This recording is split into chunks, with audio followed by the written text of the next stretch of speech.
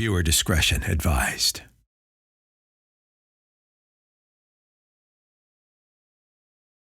October 1991, an intruder enters Patricia Collins' trailer on Lay Lake and nearly beheads her. The main suspect in her murder has since passed away. Is a secret buried with him? Or is the answer to this mystery within grasp? 30 years later, investigators have no time to kill. I'm Jessalyn Adams, and this is Getting Warmer.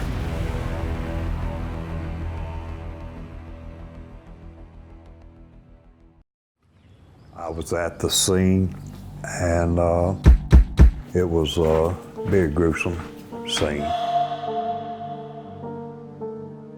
I've been to a lot of homicides and suicides and that type of thing in my career, and this was one of the worst. Patricia Collum was living in a camper trailer at Seeb's Fish Camp in Chilton County. She had spent a peaceful fall evening on Lay Lake with family and neighbors. What happened next would plague Chilton County for almost 3 decades. October of 1991, Sheriff's Office received a call to go down. Some people had found a woman in a camper trailer down at Seeb's Fish Camp. They call the Sheriff's Office. Sheriff's Office, contacts SBI or ABI at the time, and they come in and they start investigating the case. I believe the victim was 32-year-old Patricia Collins. Cloaked in darkness, an unknown suspect enters Patricia's camper. Investigators find her body the next day. She had been stabbed several times in her throat. On a crime that violent, it's either a rookie or it's very personal. And Patricia had several lacerations that could lean either way toward that. If it's somebody that you just hate and mad at or whatever, you might overkill them. And I feel like Patricia was overkill. Not a day goes by that Mary Ruth Furline doesn't think about her youngest daughter. She clings to her oldest daughter, Mitzi Wheat, for support. Together, they're doing all they can to keep Patricia's memory alive. Their devotion unwavering year after year. Although time has dampened the shock of Patricia's murder, the pain and heartache linger. Well, it's like someone reached into my heart and took away part of it. And I'm running around searching for it to put it back so it won't hurt so bad. But the good memories that I have of Patricia has helped me keep going. But with the killer out of reach, so is closure. It's been very hard, not only just the missing her, not having her here, but the unanswered questions about what happened, who did this to her. There had been a divorce or going through a process of a divorce with her husband. He was a suspect at the time. Since then, he has since passed away. The case just kind of grown cold. I mean, there was not really any evidence at the time to, tie any one person directly to the thing.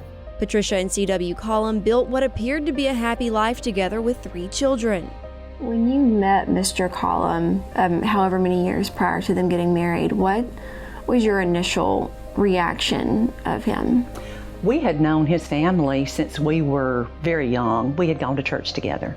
So, I had known his sisters were about my age, and so we had known the family since we were very small.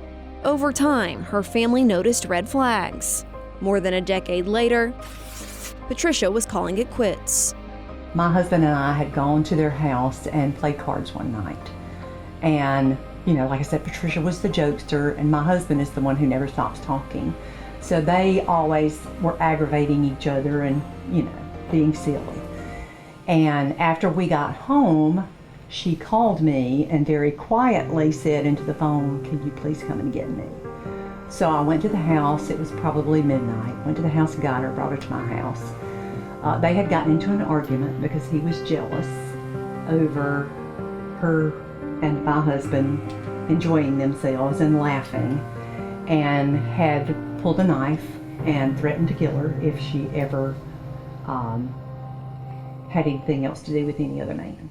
Retired investigator John Fulmer says state and county investigators looked closely at CW, the divorce, and the evidence pointing in his direction. I remember a copy of the divorce was in her purse, and during the investigation there was some more agencies got involved in the case as well to help, but there was some comments made and later they were retracted.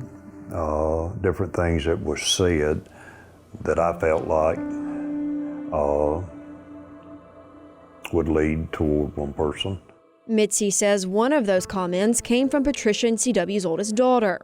The story she initially told investigators contradicted her father's alibi. She did talk with them and told them that he had left and that he came in at a very specific time, like 2:34 in the morning, and sat down on the foot of the bed and took his boots off, even though he said he had not left home.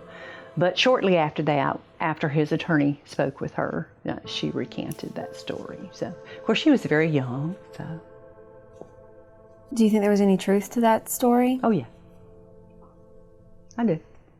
Would a divorce be enough to make CW snap? The couple's youngest son, Johnny Collum, doesn't think so. And for the first time, he speaks about his father. Personally, I don't think it could be. And I understand people wanting answers. I understand, how he could be looked at, because there again, statistics, the spouse is the number one suspect. But just knowing him and knowing how he was, and you can ask anybody about him and they'll tell you the same thing. He was humble. He was just a great guy. He worked hard. He went without so we could have. And I don't think there's any way that he would have had it in him to just cold-blooded murder somebody. I really don't. Johnny was 5 years old when his mother was murdered. He hardly remembers her, and his father raised him. After everything with Mom, I've seen how Daddy reacted, and it took a toll on him for a little while. I remember, just how hard it impacted him. And I seen him go through a little bit of a bad time, which to me is to be expected. And then I seen him come out, and just make a full return. And I said, I couldn't ask for a better father. I really couldn't have. For the first time since he was a child, Johnny met with his aunt and grandmother in 2018. Together with investigators, they looked over the case. They all agree. Other suspects may have been overlooked. I think it was somebody that knew her. I don't know if it was, me personally, I think it was someone at the camp that knew her. I don't think it was my dad. But just reading some of the case files, there was stuff in there that didn't add up. So was it someone random? Or another person who had become close with Patricia? There's also another suspect. It was believed that Patricia had started seeing someone else. What were your thoughts on this other suspect? Well, I have met him once and have discussed, his interviews with law enforcement, and he's certainly a suspect still. I was not concerned about him, but there are things that were red flags. Evidence suggests the killer knew her. The way that you got into the trailer, not everybody knew about. There was a little combination where you could get into the trailer without a key. I feel like the people that was living in the area at the time, good folks, the majority of them, and I feel like somebody probably knows something about this case that they haven't revealed to law enforcement up to this point. The clock is ticking to close this case. As time goes by, we lose more and more people. They aren't here to answer questions anymore, so it makes it much more difficult. In 2007, the main suspect, CW, passed away. So if he knew something, he took it to the grave. I would find it hard to believe. I would have to see, either DNA evidence or there would have to be hard proof that he done it. If he done it, okay. You know what I mean? It's 28 years ago. Let's put it to bed. Let's whatever. You know, he's gone. But personally, I do not see it being him. There's some other potentials there that, you know, could have been involved in this. You know, we'll just have to continue working on it. I mean, I feel like they're still out there. I mean, you know, some of the people in this case have passed away. So, you know, and could have been some of them, we don't know. But, you know, we're just gonna keep plugging away at it. Somebody out there knows something that's gonna, you know, put the lid on this case.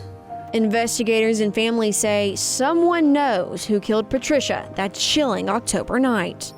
I feel like one person in particular knows something that they haven't revealed to us yet.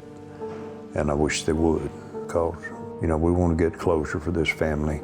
And if I'm right and one of my suspects is still alive, I want to put his butt in prison, you know, for what he did. As for Mary Ruth, she holds out hope that the truth will be revealed one day. I've always said, before I die, I'll know. And I've held on to that. And, but there's one thing about it, they took her from me, but they couldn't take her from my heart.